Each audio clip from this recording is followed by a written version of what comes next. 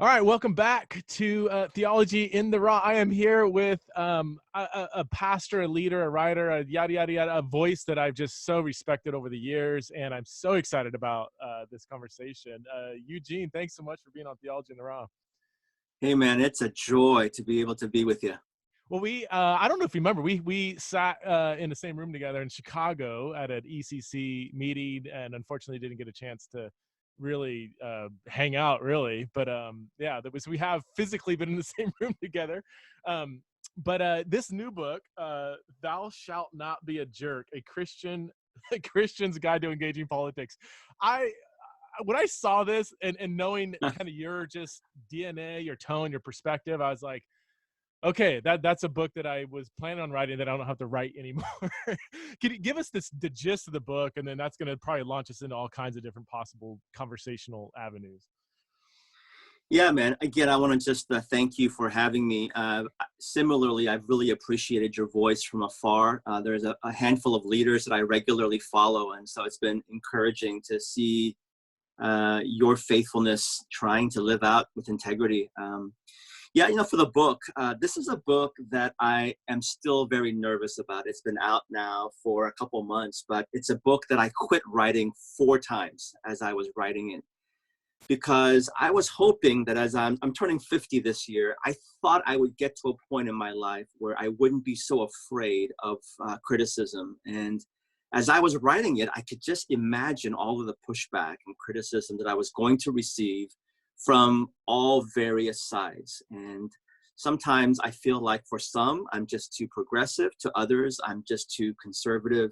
It's hard to win when you don't side exclusively on one particular spectrum. But I wrote this book because, maybe like you and others, I'm just really concerned around Christians' engagement with politics. There's 3, I guess, main groups of people that I envisioned when I wrote this book. There's one group of folks that have altogether abandoned any sort of engagement with politics. Maybe they're just exhausted, they're paralyzed, and I get that. But I think there is a group of people that see politics as being unspiritual. And so as a result, they've chosen to just abandon it altogether. There's another group of folks that I had in mind, and they're the folks that are obsessed with politics. They might not know it, but it feels like it's become the idolatry of their times. And as a result, we justify everything that we say because of our ideology in politics. And I think there's another group that I just deem as cultural Christianity. And there's some danger in that, where we pepper Jesus on top of our already formed agendas. And I feel like there's a good chunk of American Christians that are kind of captivated by a vision of cultural Christianity, where it's our politics that shapes our theology, as opposed to our theology and Jesus shaping our politics. So that's kind of the framework behind this book. Now, would you say it is truly, and maybe you're not even going for this, but would it be considered a nonpartisan book, or does the book, for lack of better terms, lean slightly left, slightly right?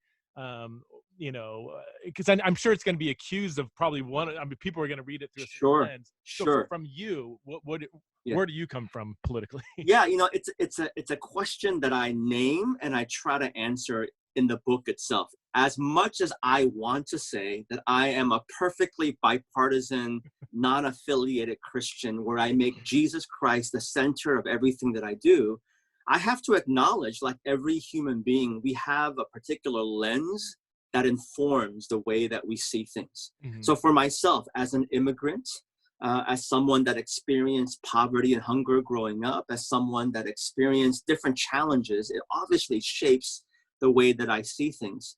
But the first thing that I want to say is I just want to acknowledge, I think for us as Christians, it's a great question for us to ask so that we can be honest with ourselves and then keep trying to move. Like, how is Jesus Christ, the scriptures, the Holy Spirit, how is it formative on a daily, regular basis as we engage not just the political conversation, but all things? Now, having said that, I consider myself as an independent voter. I don't have criticisms for those who side Republican or Democrat. I will say that what I'm concerned about is when we pledge blind allegiance to a particular party. And as a result, we stop thinking.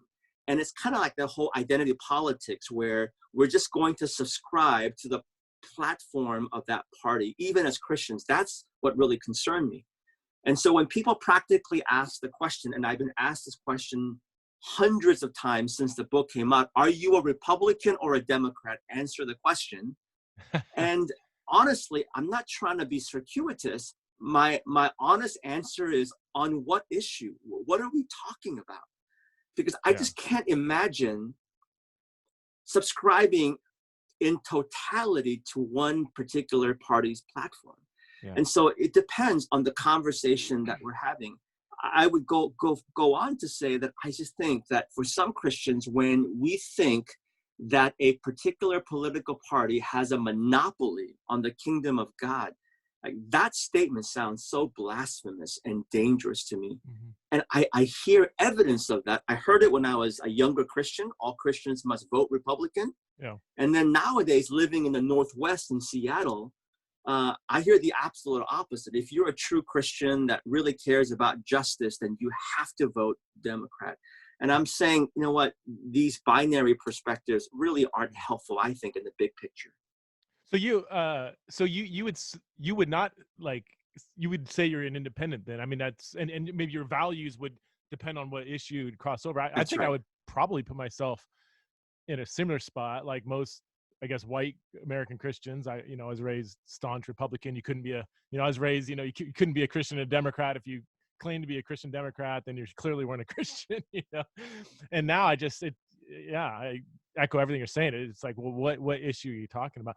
That question that was raised to you, it seems terribly unfair, because it's not like those are the only two parties. I mean, those are the two dominant parties, and but I mean, there are other points of view that wouldn't fit in either or category, right? I mean, well, I would agree with you, but I do think that for many, because we're dominated by a two-party system here in the United States, it feels as if you have to choose one of these two, even if you may have some nuanced views. Yeah. And so it's challenging. Yeah. And I think, again, depending on who you're with and who you're speaking to and where you might be speaking to, you hear those extremes that good Christians, faithful Christians, right Christians, woke Christians will only vote this particular way. Now, I'm not suggesting that as Christians, we shouldn't have convictions and views. Yeah. And I have strong convictions about a variety of things, but within those strong convictions, there isn't a party that is able to fully encapsulate kind of my imperfect views and convictions. Here's my struggle with the political landscape in 2020, or not even 2020, let's say last few years, is that because everything's so polarized, that even our information we're getting on certain candidates, whatever, political figures, policies, it comes through such a biased lens, a distorted lens, that it's hard to even form an accurate opinion about a lot of different things unless you were literally there in the room hearing the full 2-hour speech or whatever, or really got to know the politician and who they are behind closed. And it's like, because everything comes so distorted, I'll read 2 different news outlets talk about the same issue, and you think they're talking about 2 different planets, Yeah. So it's hard to even, I don't even trust most media outlets anymore, and they seem to be, I don't know, drifted so far in one direction or the other.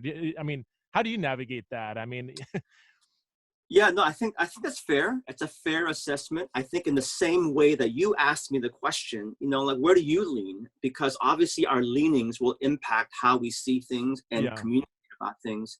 So certainly with the media as well, I think it would be nonsense, naive, and ignorant for any person to assume that a news outlet gives us unfiltered news, because that's no longer the day that we live in. The news that we consume and actually enjoy isn't just reporting on the actual facts of that particular event, but we're also asking for commentary.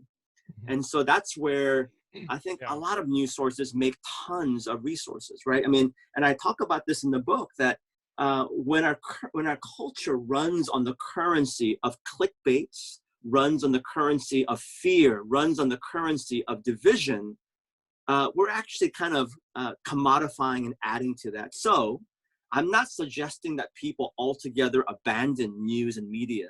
I think it's important for us to do that. I think it is important, though, that we're intentional about not placing ourselves in the echo chambers that we can find ourselves in. And I, again, can easily find myself in that.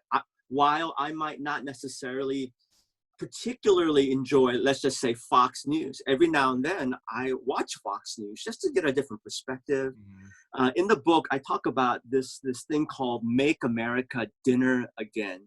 And it was started by two Asian American women in the Silicon Valley after the last presidential election.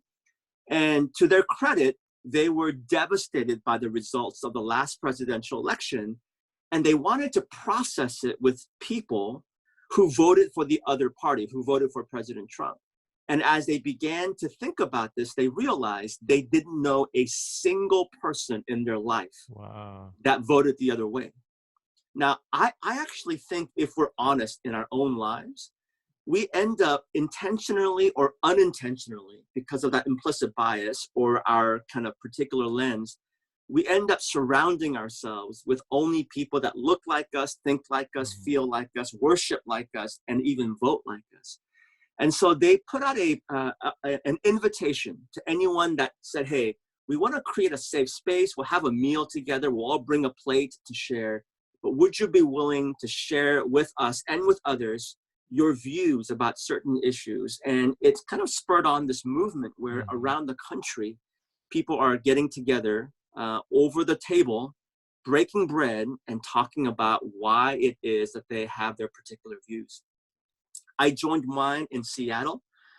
It was intense. I don't think anyone's views were changed per se, but I think it was important, again, to humanize beyond the network news. And I'm not here to vilify journalists or the media, but it's easy for us to have like this big, grandiose perspective of media, and yet in our own lives, we actually aren't forming relationships and conversations. That's so good. Do you know Scott Sauls? I almost said our mutual friend. I guess I don't know if you know Scott Sauls. Yep, I do know Scott. You guys sound very similar on this. I mean, his goal is that his church would be split down the middle, 50-50, Republican, Democrat. If it's too slanted one direction or the other, he feels like that's just an unhealthy church. And he's largely, I mean, not he, but I mean, the church is really kind of emanates that. But yeah, you know, as far as news outlets, I've turned more to some podcasts. I try to listen to podcasts across the spectrum because, number one, they're not nearly as well. The ones I listen to aren't nearly as clickbaity. Two, they have they can unpack things. They're not just so condensed, you know, and they're typically not like the financial, you know, a lot of media outlets are so financially dependent upon clicks and views and all these things, and the podcasts typically aren't. So I'll mention three that I listen to, and somebody's gonna get really upset at one, you know, one of them. But I listen for the right. I listen to Ben Shapiro. For the left, I listen to Pod Save America. And for somebody who just doesn't fit any box, I listen to Joe Rogan, who would be very liberal on so many issues, and yet he values very much, you know, free speech, and has Ben Shapiro on. He gets criticized for that, so he's kind of, you know, hard to pin. But I feel like, you know, when I listen to all three, I get a more honest evaluation from a particular point of view. And I don't know. But whenever I go to the news outlets, I just like, gosh, there's some that are better than others, you know, but it's just hard for me. But I want that first group you identified, the one who is kind of disengaged from politics. Yeah. I would probably struggle to resonate. I want to get you off that. I resonate with that perspective, and yet I understand the concern there. Can you talk me off that ledge there of falling into that first camp of saying, because I do kind of, I have kind of Mennonite leanings, and kind of like, you know, all politicians are Babylonian leaders and we're in exile, so let Babylon do Babylon. Talk me off that ledge. Sure. Well, again, I can certainly resonate and empathize with that sentiment, especially when it's so exhausting, especially in our climate today. I think even for that reason, about mental health and sanity, I can see that there is some wisdom to kind of not necessarily altogether abandon it, but that we need to also engage the reality of self-care and mental health. And so I would encourage people, we've got to take that seriously. Think about the last month with the reality of COVID-19. Like, if you're not careful, you're just sucked into it 24/7. It builds up fear and anxiety, and we're not out and about caring for our neighbors, caring for our family, walking out in the streets, caring for our bodies, worshiping God, even in the midst of these times. But when it comes to politics, I probably have heard this critique about politics more than any of the other ones in the last 10 years. And it's this: politics, when it's all said and done, it's just not important. It's not part of our spiritual mandate as Christians. Let's just focus on Jesus. Let's focus on getting as many people into heaven as possible. Mm. Now, for me as an evangelical Christian, I'm all amen to that. I just think it's really dangerous when we reduce our theology of the kingdom of God only into ensuring a person gets a ticket into heaven. So for me, it's more about the theology that frames how we engage things like politics. So for me, I actually think that's a dangerous false theology. While I believe in it, I believe that's part of the gospel. When we say that's the totality of the gospel, making sure every single person that we encounter gets into heaven. So I love that part. Jesus saves. I will preach that gospel till my last breath. But I also believe that in the same way, here we are recording this podcast. I hope it's okay for me to name it. We're in Holy Week right now. Yeah. And so Jesus doesn't just go straight to the cross on Golgotha. In his last week, there are so many other things that he does. He confronts hypocrisy. He flips over tables. He washes dirty feet. He does healing. He teaches. All of these things, including the climax of him dying for us on the cross, gives us this beautiful, compelling, profound portrait of the whole gospel. Yeah. So going back to politics, I would push back for those who say politics is absolutely important or it's the only thing that matters. It's that extreme, one or the other. It matters, but it's not the most important thing. But I also believe it matters and Christians must engage it because politics informs policies that influence and impact real human people. And the last time that I saw and read the Bible, people clearly matter to God. I'll just give an example of how Christians engage politics. Think about the women's suffrage movement.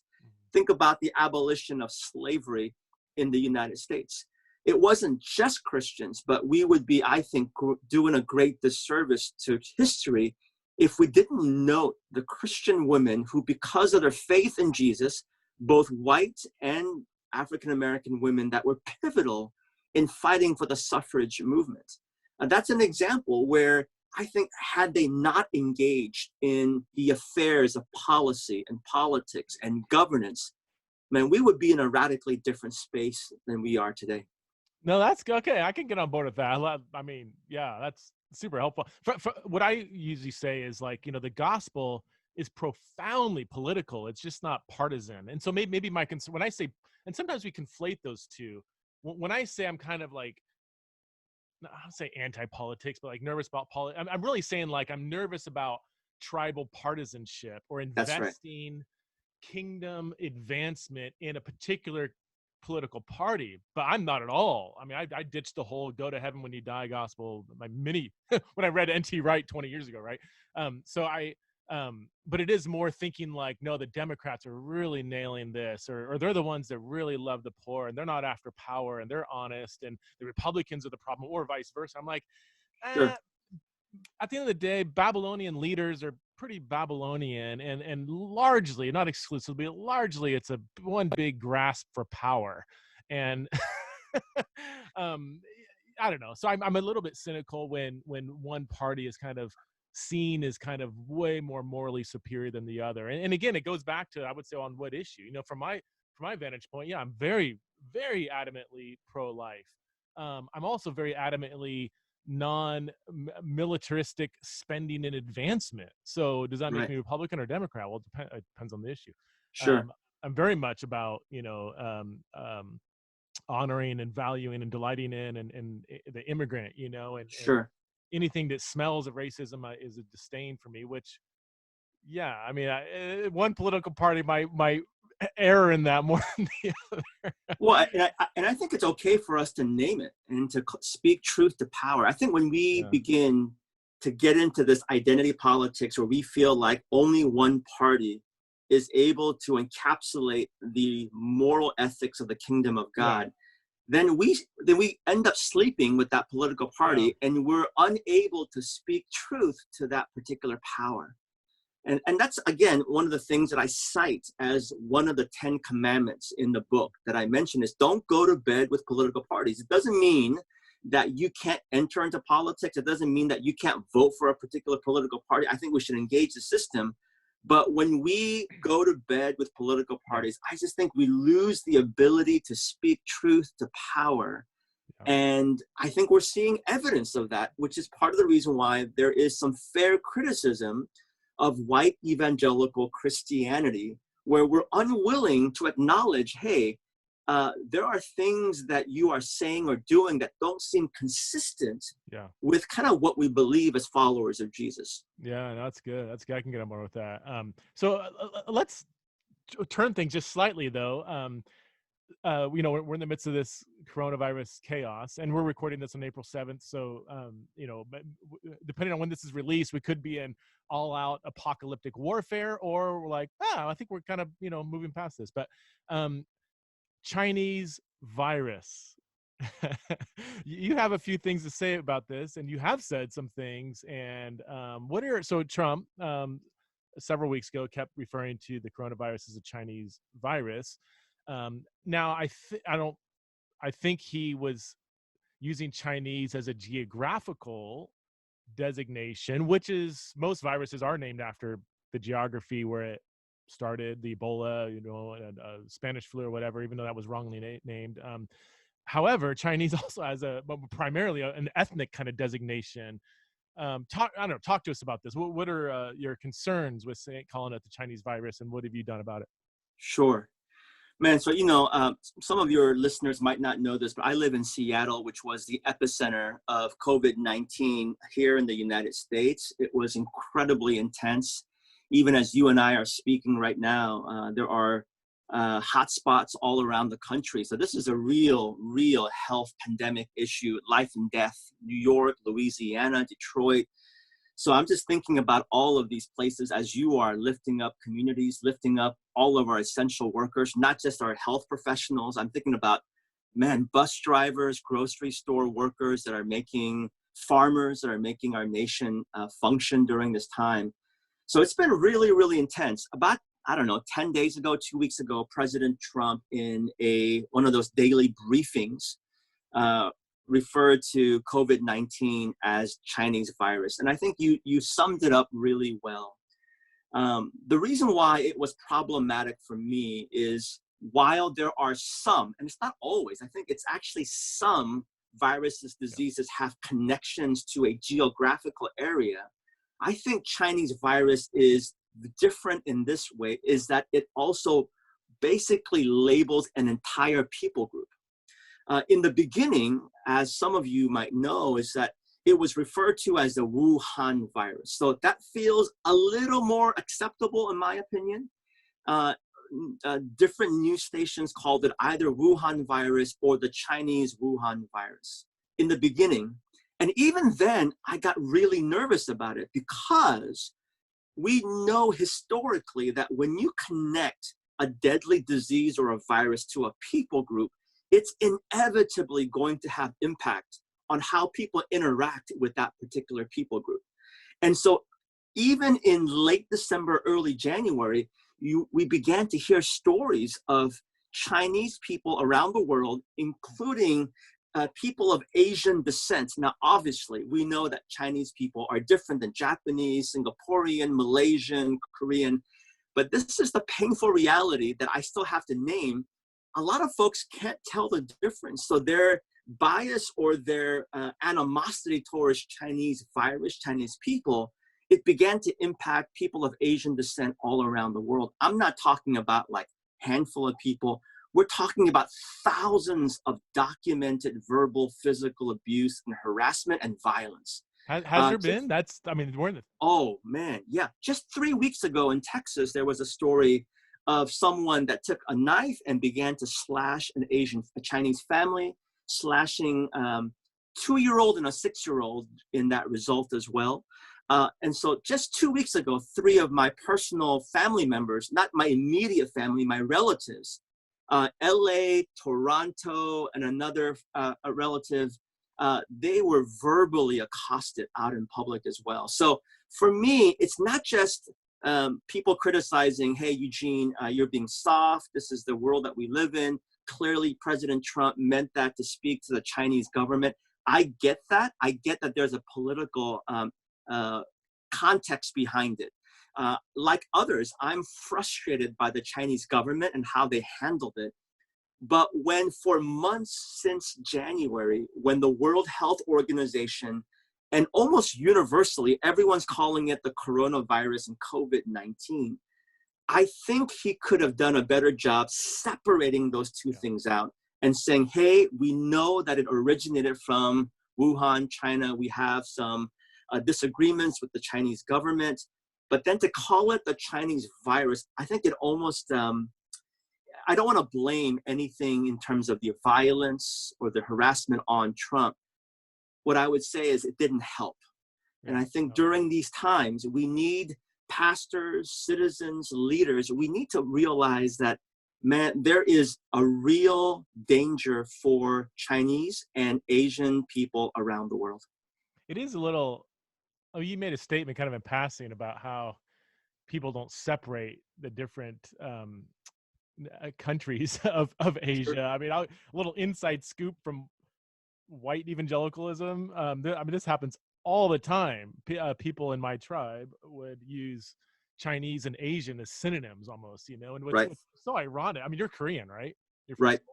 What's so ironic is Korea is like the one country that's kind of killing it, and that's a bad metaphor, that's doing really, really well with how to respond, and the U.S. has done, you know, has had a questionable track record in how it's responded. So to equate, you know, to be yelling and screaming at a Korean just for so many reasons is just, it just shows how much ignorance there is here. Anyway, just for the record, I resonate 100% with what you're saying. It's I get nervous when people use the term racist in such a broad way. I think people who have endured genuine racism, I think when we diminish the potency of that term. So what I'm trying to say is I don't think Trump was in like being racist when he said it. I wouldn't say that. I think he was being very sloppy, insensitive, and while he may have intended it as a geographical designation, goodness, you have to be, I mean, just a basic understanding of language is words can, you have to think not just what do I mean by this,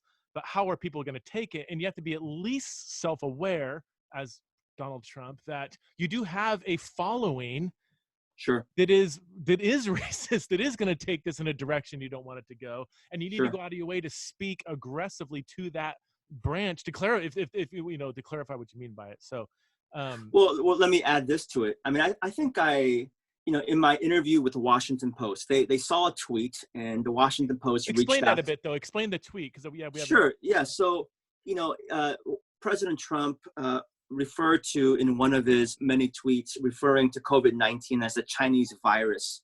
And again, this is a couple of weeks ago in the context of thousands of already documented verbal and physical abuse and violence. I'm talking really things that are just kind of painful when you see videos of like Asian people being screamed at in the subways and accosted. When you see stories of like people chasing after elderly Asian grandmas and grandpas, spraying Lysol sanitizer on them as a way to mock them.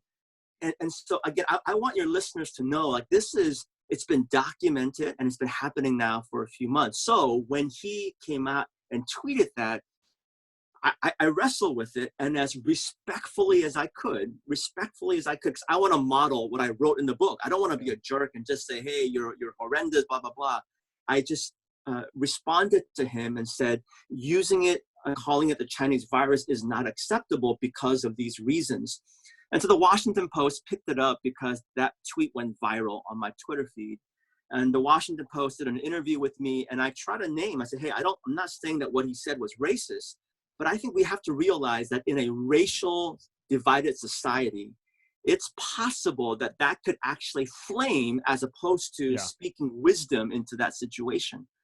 And man, the responses I got on my Twitter feed from the Washington Post comments, it was pretty brutal. I mean, there were a lot of really harsh comments about you're being too soft, you're being racist, on and on. But here's why I'm still talking about it. And I'm going to get a little serious here. This is why I'm still talking about it. It's because I think about 1982. In 1982, we're introduced to a Chinese American man named Vincent Chin, 27 years old. And he lived in Detroit, Michigan. And during that time, there was real intense kind of rhetoric between the auto industries in America and the auto industry in Japan. The American auto industry was crumbling, jobs were being impacted, people were being laid off. The reason why I'm making this connection is I actually think the worst is yet to come. I'm hoping, like you, that the coronavirus will be under control, but in terms of jobs and economic stability, right? We're in a recession. People's employments are going to be impacted. People's retirement plans are being impacted right now. And so as a result, the reason why people are abusing and harassing Asians is because they're upset, they're angry. And so I go back to 1982, here's this guy, Vincent Chin, at a bar in Detroit because of his own bachelor's party. He's accosted by a couple white workers who work in the auto industry, and they take it out on Vincent Chin. The fight begins at the bar, spills out to the parking lot, and then later on, they find him and they beat him with a baseball bat. He dies 4 days later. So for me, Vincent Chin is probably the most prominent Asian American figure in our modern history. Wow. And here's my fear. I pray that this does not happen. I'm afraid that I'm going to wake up one of these mornings to a Vincent Chin story. It almost happened 2 weeks ago with the story in Texas where an Asian family was slashed by a knife. So it's very complex, but I also want your listeners to know it's real. And I'm not abdicating that responsibility just to President Trump, but I want pastors, Christians, leaders to just name the fact that, hey, we're living in a very tense time. For me as an Asian American, I'm not just concerned about my physical safety as a result of COVID-19. I won't let my parents go outside for a walk by themselves. I just won't. Wow. I won't let my kids go out until I've had a conversation with them again. Hey, don't go out alone. Make sure you look all around me. Am I being, over the top? I'm just being realistic that in an unjust world, and we know that we've seen stories of injustice impacting other people. I just think as Christians, whether it's with this or with other things, we want to make sure that our theology of Jesus, who honors the dignity of all human beings, that we're committed to it in season, out of season, whether it applies to people that look like me.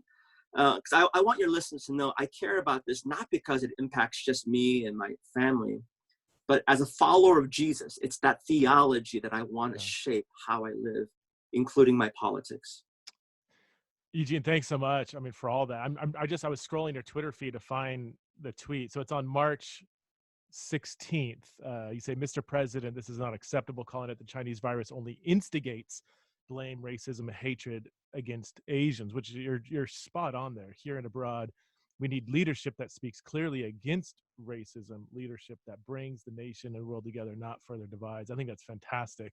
And the article looks like it ran March 17th, titled Yeah, nice clickbaity, Not my denounces title, Trump man. for Not my calling. title. Yeah, not my title. I was actually pretty upset about that title because, again, it just kind of instigates the flame. And man, the feedback that I got from folks. But I Well, think part of the reason why I'm open to talking about it is, as tiring as it is, I feel like as leaders, part of our call is to help educate people. And I'm trying yeah. to educate people why calling it the Chinese virus. And man, I've gotten so many responses like, well, how about the Spanish flu? And as you noted earlier, didn't even come from Spain. Yeah, I But came from America. I just don't think it's wise for us to compare what we know now in 2020 to what it was like in cultural context in 1918. The world has changed dramatically. And Well, so yeah. we know more. Well, that's exactly what I was going to say. I mean, just because, yeah, we've lived under really blatant, public, acceptable, societally speaking, racism for all, so you can't refer to things that were kind of pre-civil rights Right. that we got away with. And I think today we are much more sensitive to not just racism generally, but even for the benefit of the doubt, I'll say unintentional um, verbs, words and language and speeches that can flare up racism. I mean, my work in sexuality and gender related questions, and this is this is my starting point is let's understand Exactly. language. And you know, um, even though you might think the word homosexual is, you're just using it in a neutral way, that word itself has a history. It has a very kind of clinical, a very unintentionally dehumanizing kind of connotation for a lot of people. So why not just use gay instead of homosexual, even if you don't mean it in a kind of homophobic way? So I just don't understand, Eugene, the pushback. I mean, what you said here again, you didn't call him a racist. You just said this can and does instigate racial slurs and attack. What was the pushback you got? I mean, or was it? Oh man, it's there was a lot of stuff, uh, a lot of stuff, and it's probably there isn't enough time. I think the fact that I made the point that calling it the Chinese virus would also impact other Asians. People said that's you're being racist, and I'm trying to again make the point that for some people it's very synonymous. How are you being Uh, racist by that said you're equating Chinese with Asian or something? Or right. That well, obviously, I'm not lumping people together. I mean, yeah, people could go back on my Twitter feed and see the responses that I got to that one tweet. I mean, there were probably hundreds, if not thousands. But yeah, it was tiring. I think for some people, going back to maybe the content of my book, like whenever you challenge authority, because people talk about Romans 13 a lot, that we have to kind of yield and submit to our leaders. And I think there is such a danger when we interpret submission to blind submission, that we should yeah. simply just let everything go. And I think it's important for us as Christians to speak with conviction. Yes, we need to be civil, but I think the call to civility should not be that we should altogether abandon and address things that we feel like could be potentially dangerous to not just us, but to others as well. I will say this. I did highlight a couple of the criticisms that I got. Some people saying, you know what, I'm going to buy your book and burn it. I was like, at least go ahead and buy at least a copy before you burn it. One of my more painful criticisms that I got, someone said, quote, "It's perfectly okay to call it what it is," referring to as Chinese virus. And then this person goes on to say, also, this one really hurt. I'm just going to say it. Also, shave that sorry excuse for a beard. That one really hurts. All right, that got a little personal. That was a joke, but no, there were some intense feedback left and right. But I think it actually does, even though it was at times painful and heavy, it also reminded me about the work that we have to keep doing on a daily basis, about building relationships. That, like there are times I'm going to tweet, but I also have to do the hard work of listening and building relationships on the street, crossing the streets, having meals with people that don't agree with me or see eye to eye, and all of these things. When I think about Jesus's ministry, and I want to try to bring it back to just the scandalous nature of how Jesus conducted his ministry, but as much as we are and should be impressed by the the big things that Jesus does, the big crowds, the big miracles, the big healings, we shouldn't lose sight of the profound ministry of breaking bread with people that didn't see eye to eye with him. I just think Yeah. that's so needed and important in our time today. That's so good, man. Yeah, I'm glancing at some of these comments, and I've yeah, the Spanish. This one, this isn't really, well. It's intended to be a critique, but this one guy says, funny. Nobody said that when ABC, CNN, Wall Street Journal, all these called it the Chinese. And I would agree. This is where I think the kind of the moral grandstanding that can happen with, I would say it happens. Oh, I don't know. I would say more from the left and the right, where they kind of, you know, give the impression that they're, the moral superior ones, when loads of different outlets call it the Chinese, or especially the Wuhan virus early on. Now, but they did stop, right? I think they saw that, oh, Right. wait, this could be instigating things. So but why don't we turn a corner here? Let's go back to your days as a pastor, which have recently wound down. You planted Quest Church in Seattle 18 years ago, is that right? And that's right, at the end of 2000. So I stepped down about 14, 15 months ago. So 18 years after my wife and I planted the church. wow, and it was truly your attempt was that it would be a multi-ethnic church, right? And can you talk us through that, and how Yeah. did that go? What were some of the challenges? Yeah, absolutely. I love talking about Quest. I think there's still a part of me that's still grieving, letting go of a baby that you love so much. I know it's not probably the healthiest analogy for church planners or pastors to call their church their baby, but Yeah. it's an imperfect analogy. And my wife and I, we were serving at a Korean American ethnic church in the suburbs in Seattle. Did that for 3 years and just felt called to enter into the city to plant an urban, multi-ethnic, multi-generational, whole gospel church. It's very slow going. I think we had about 20, 30 people in our first year or so. Was an unpaid pastor, worked as a janitor for the first year just to make ends meet. Was on food stamps the first year, but really witnessed God's grace so profoundly in that first year. But we were just committed of wanting to plant a multi-ethnic church before, I would say, multi-ethnic, that model became a bit more celebrated and regarded within the larger church, which I think is great. Mm-hmm. And 18 years into it, it was just an amazing journey. It's probably one of the most, if not the most diverse church in Seattle. A few years ago, we kind of outgrew our old space, and this is kind of a painful story in itself, but we ended up purchasing the old Mars Hill Church building in Seattle, moved into that space, and after a couple of years, finished the capital campaign. And I don't know, after that, I just felt this release to at least have the permission to just seek a conversation with the Holy Spirit about what the future looked like. And so about, again, 14 months ago, my wife and I made that decision to step down, but an amazing experience, special church. And we're just so grateful for our time there.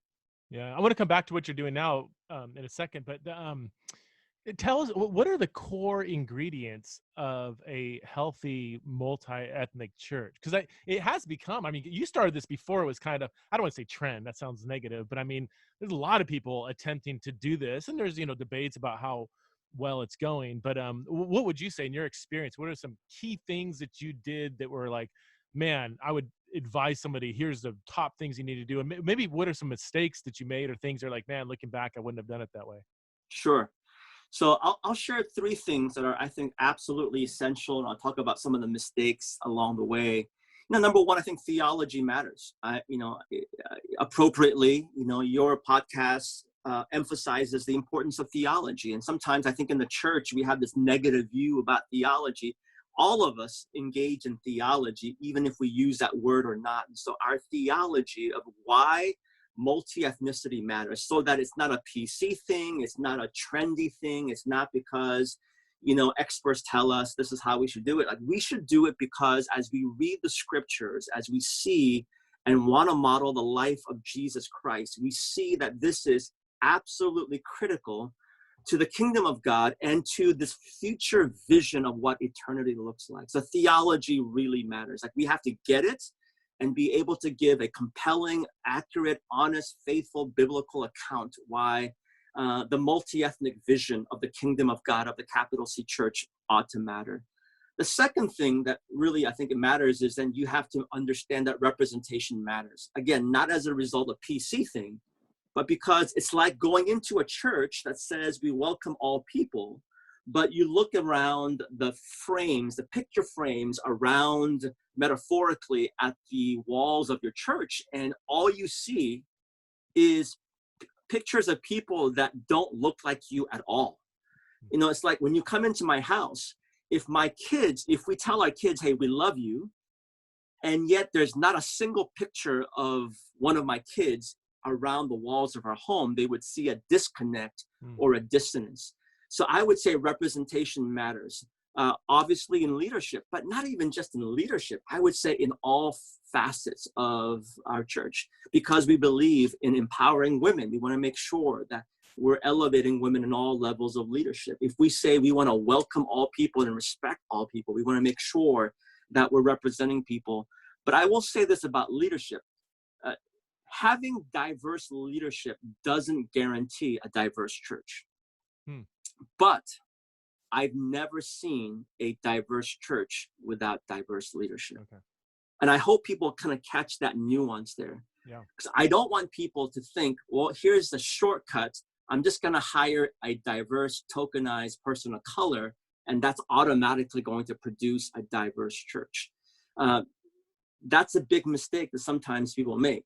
But if you're committed to it for the long haul, you're going to also have diverse leadership that will be a part of the process of helping people gather together that reflect the diversity of your city and of the kingdom of God. And the third thing, and maybe it's as important as the other two, is this, is that when people, I get so many conversations from pastors around the country who've said, hey, we've heard the story about Quest Church. How did you do it? Tell us what your services look like. Give me a formula, 1, 2, 3. And my number one response to them is this. I say, thanks for calling. I appreciate your question. Let me ask you a question. What does your Monday to Saturday look like? That's more important than what your Sunday worship expression looks like. So in other words, like if you're not living this out Monday through Saturday, if you're not embodying this in your own personal life, then it almost feels like we're just trying to put on an appearance of a multi-ethnic church for a 90-minute service on a Sunday. So we've got to live this out on a regular daily basis. And I would say, speaking to the question about mistakes, it's probably all three of these things where I've made mistakes along the way. But the one that I would say is the biggest mistake or the biggest seductive trap is that even good things like a multi-ethnic ministry, even good things, when we lose sight of Jesus Christ, the central aspect of our theology, if we lose sight of that, even good things can grow to become idolatrous. And so there were a couple moments early in the beginning of our church where I basically reduced the success of our church only on are we diverse or not. And I realized that it had become so important to me. It had superseded everything else and became idolatrous in its own way. That's good. Well, give us a picture of the diversity. What percentages of what kinds of people were there? Yeah, I mean, it's a fairly young congregation, although about 12 years ago, a church of 65 people, mostly in their 60s and 70s, decided to close down their church, give us their land and building, and then they joined our church, a bunch of Swedish, Norwegian, classic evangelical covenant church, an amazing church. And so we became multi-generational as a result of that. But I would say we're probably about, when I was there, probably about 40% Asian, 40%, 30%, 35% white, 20% African-American, Black and brown. That's probably kind of our mix. Okay. But it was also just really diverse in terms of, again, its age factor. Yeah.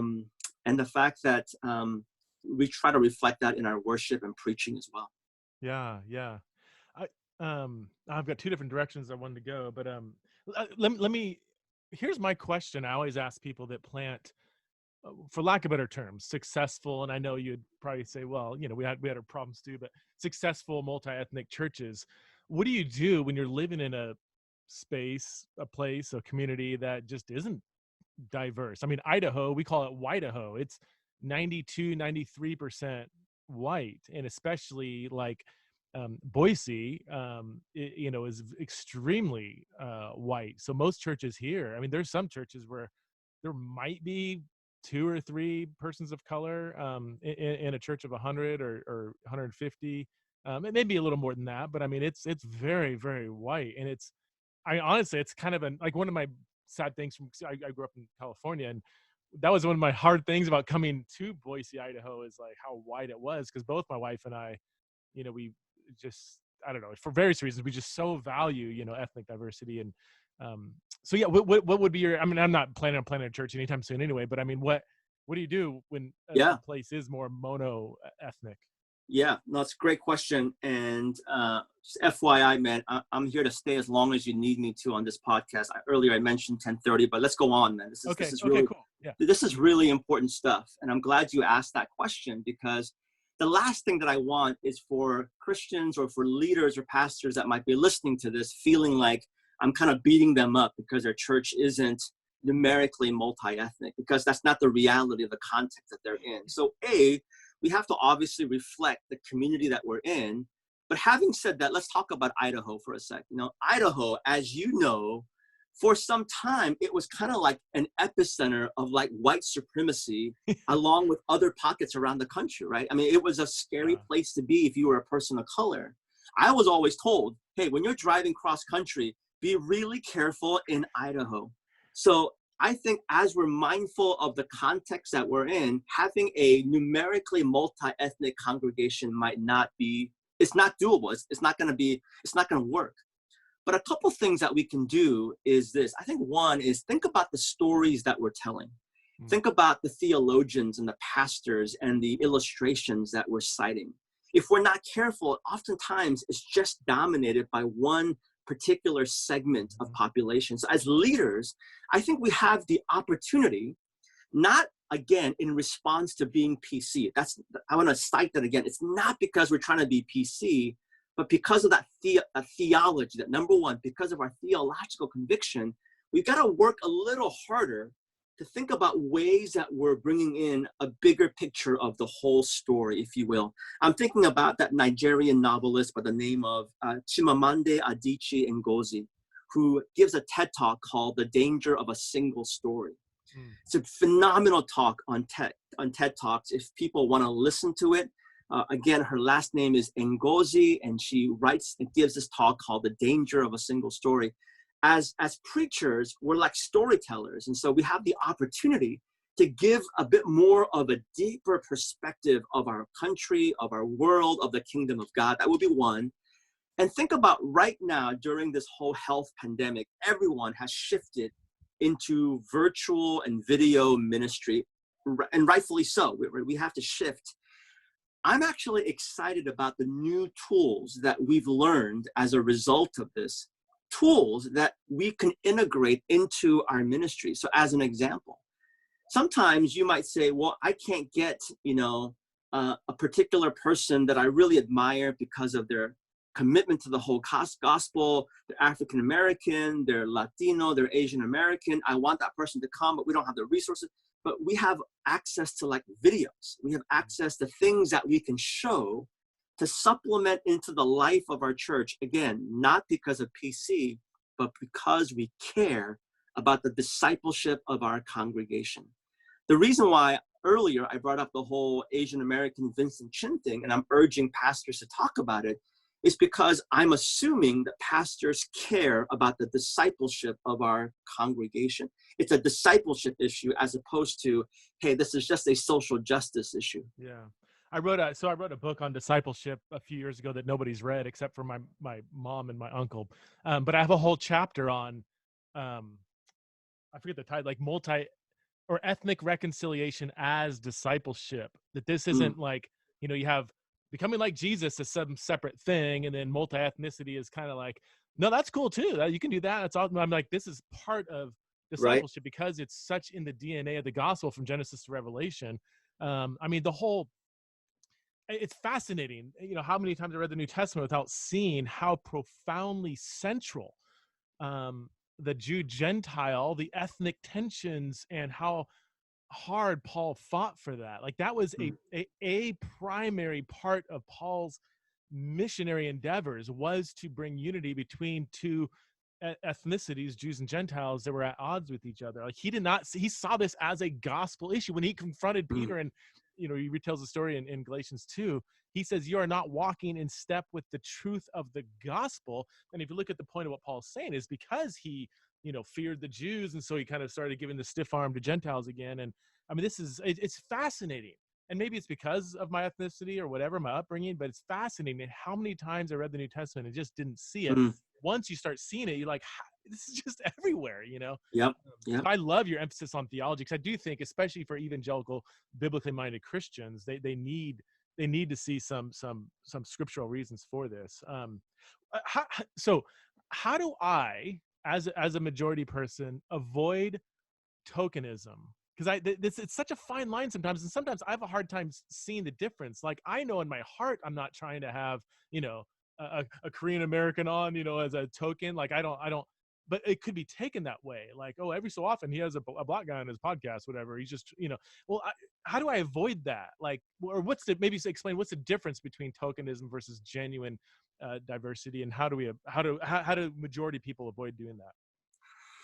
Yeah, man, I think that's a great question. And it's a hard question because there's no one singular set, structured, perfect answer. And this is why I think as Christians, we have to have and extend a level of grace and kindness to each other. We're going to make mistakes. And so whenever we're having these conversations, it shouldn't be based on accusation, on wanting to have a gotcha moment where we're trying to slam people on social media. And it just feels as if we're living in a gotcha culture where we care about justice. And this is what I mean by good things becoming idolatrous. Like, you and I, we care deeply about justice. But if we're not careful, we'll end up worshiping justice and not a just God. We're wanting to trap people into these gotcha moments, including our brothers and sisters in Christ. And so, again, I think our theology about our family, about the kingdom of God, and acknowledging that if we create a culture where everyone needs to be perfect, there is going to be so much devastation, unhealthy, toxic spirituality as a result of it, including our unwillingness to engage in anything that's messy or has the potential to be messy. But we actually need to enter into messy spaces. So we have to also give ourselves some space and grace to make mistakes, to be able to ask the hard questions to one another in a spirit of love. I think that's the fundamental thing that it feels like we're missing during this current climate and culture, not just in the larger culture. That's the reason why this book that I wrote, Thou Shalt Not Be a Jerk, it's not a guide for the larger culture. It's a guide for the church. Like, I'm trying to speak to my brothers and sisters in faith who may have different views and opinions than I do, but to remind ourselves that what defines us ultimately isn't necessarily our views, but our commitment to the gospel of Jesus Christ. I'll just share this one thing that I feel like it's a really helpful analogy. At Quest Church, the part that I love the most about our church was the Lord's table every Sunday, the Eucharist table. I loved it. It was the highlight for me. We did it from the beginning of our church 18 plus years ago, because even if the sermon bombed, and sometimes that happens, you prep, you pray, you do all that you can, but sometimes, man, that sermon is a dud, right? It happens. Sometimes the worship set isn't quite what you want it to be. The worship leader speaks 20 minutes in a 25-minute set, and you're like, whoa, what happened to the songs? The announcements can be really bad. But the part that I loved about the Eucharist is that no matter how things may not quite be what you envisioned it in the service, it always ended on good news. It always ended in such a beautiful, profound way as we pointed to Jesus. And at Quest, where we had a lot of young people and probably a lot of people that leaned left politically, I think at the last election, 92% voted for, did not vote Republican, 92% in the city of Seattle.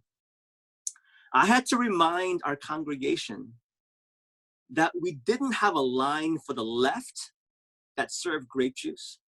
We didn't have a line on the right for our conservative Christians. And we didn't have a line for communion that served gluten-free for our soft independents.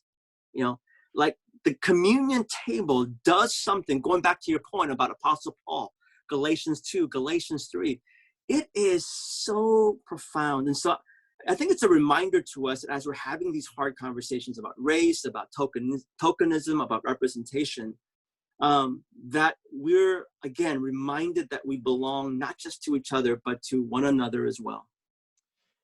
Eugene, this has been awesome. I want to talk before we end about your new future. Can you talk to us just about I guess I want to know quickly. I mean, you kind of mentioned it, but you know, how it was hard stepping down from church. I mean, it wasn't like there was no, I remember hearing about it from a distance. And of course, whenever a well-known leader steps down, you're like, oh, who did he have an affair with? You know, what did he steal? Or, you know, what? Yeah. But you're saying there was no, it was a good, you left in good hands. It was a good separation, everything, or kind of. Yeah, absolutely. You know, the week I made the announcement, I think one of the Christian online magazines, I was so shocked by their headline.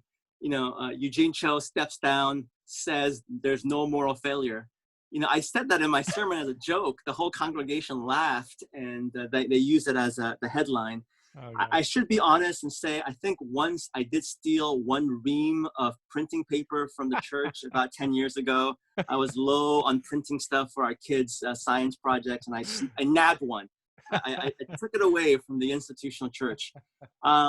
You know, our next season, you know, sounds really weird. I told the congregation that I felt like I needed to fire myself, that as a founding pastor, unless there was a moral failure, that the church would never fire me. They loved me, they respected me, and I just needed to take some really deep, introspective time with God to ask, Lord, am I still being effective here? Am I still doing what you want me to do here? And as I'm turning 50 years old this year, my wife and I, we had this kind of moment where we said we have 15 robust years left. That's kind of our thought. We have 15 robust years left. Who knows how many years we have left to live? Could be 5 years, could be 50 years. But in terms of like robust years, I thought we had 15 years. And so I prayed, God, how would you want me to spend that 15 years? And the option was to stay at Quest, keep building that church. It's one of the more larger, influential church. And I'm using my air quotes with my fingers right now for those that see that as the definition of success. Or did God want us to do something else? And so we felt called to encourage the capital C church. And so we're traveling a lot, encouraging missionaries and pastors. I'm going to continue doing that. I'm going to continue running our humanitarian organization called One Day's Wages. But starting in July, I've assumed a new position called president and CEO of a advocacy organization called Bread for the World. For those that might have never heard it, check out bread.org. And it's a Christian organization that seeks to equip and empower the capital C church to advocate for the poor, the hungry, the vulnerable in our nation and around the world. As an example, the last few weeks, it has been crazy at Bread for the World. Even though I'm not officially on, I've been learning behind the scenes, but in the midst of all the stimulus bills that are going on in Congress, we've been working around the clock to say we can't forget parents whose kids are receiving free meals at their schools. Schools are closed. We can't forget about those who are incarcerated. We can't forget about our farm workers who are particularly vulnerable during this time. We can't forget about those in the larger communities around the world who's going to be really, really impacted. So we know that policies isn't the full, total answer, but we also do believe that it matters as we're advocating for others. What will your kind of day-to-day, what's your routine when it's hard for people to kind of imagine like, okay, president, CEO of a nonprofit doing this. I mean, are you speaking a lot? Are you writing? Are you in meetings all day long? Are you traveling the world, or is it all of the above? Or you know, I think it's all of the above, but I think along with those things, I think a lot of his theology is trying to teach not just the church, working with local pastors and leaders theologically, why caring for the poor and vulnerable matters, why advocacy matters. So I don't know about you, man, but for me, I never learned about advocacy. I learned about compassion as a virtue in Christian discipleship, which obviously matters. But I never really learned about the hard justice work, including the advocacy, including speaking up for those that have a voice but aren't often heard. It's also meeting with elected leaders. You know, this will be a new muscle for me to learn, but maybe in God's sovereignty and God's providence. You know, I wrote this book long before this even entered into the picture. But come July, August, you'll probably see me a couple times a week meeting with Congress people, meeting with senators, meeting with staffers, meeting on occasion with the White House to say, hey, we need to care about these things, but to give them a Christian framework, a Christian lens. And as I speak, that I'm not just speaking for myself, but I'm speaking on behalf of Christians around the country who've decided to join their voices with Bread to amplify. And it's a completely bipartisan organization. We really care about that commitment. And I'll just share this as an inside scoop. The reason why it has to be bipartisan, you know, going back to the conversation, we have to be able to work with both parties. But over the years, what people have learned is that for any law or any legislation to have any staying power, it has to be bipartisan. Because when a new administration comes in, sometimes what they'll do is cancel everything and then do their own thing. But when it's bipartisan, PEPFAR and what President George Bush did with bringing medication and HIV/AIDS medicine was a bipartisan effort that's still going on right now, impacting, saving millions of lives since its inception during his presidency. Wow. Did you have to move to DC? Is that? Yes, man. So I'm going to be commuting for 1 year because my son is going to be a senior next year. And it's one of the big decisions that we've made. It's hard because not only are we leaving Seattle, it's the only home that we've known since we've gotten married, but we're also going to be leaving our kids who are becoming adults right now. I've got 2 kids in college. And so it's a huge decision to go from one Washington to the other Washington. DC is a cool city, though. I've been there a few times, and as a tourist. But I mean, it seems like, I mean, obviously there's just a lot going on, a lot of energy. You feel like you're at the, I mean, you are at the epicenter of world affairs, you know. But, well, in addition to that, I am looking forward to taking advantage of my taxes and getting that free admission to museums there, man. And the food, are you a foodie? I mean, the food there is so good. There's so much diversity. That's what I hear. You know, like I got 3 kids who eat 6 meals a day. We can't afford to eat out right now. So hopefully in the future we can. Eugene, thanks so much for being on the show. Again, your latest book is Thou Shalt Not Be a Jerk, A Christian's Guide to Engaging Politics. I'll hold it up in case I release this on YouTube. Here's the book with the cool cover. We share the same publisher, by the way, David. Oh, is that right? Okay. Yeah. I've got a book coming out in the fall with, well, I published with them. I published 3 books with them. And then I was with Zondervan for a while. And then now my last book I signed with Cook. They have a great team, man. I'm really excited about it. So yeah, good people. Yeah. Cool, man. Well, thanks for being on the show. I'll have to do this again sometime, and best of luck and blessings on your new ministry adventure, man. Man, thank you so much, man. Blessings to you. Cool. Take care.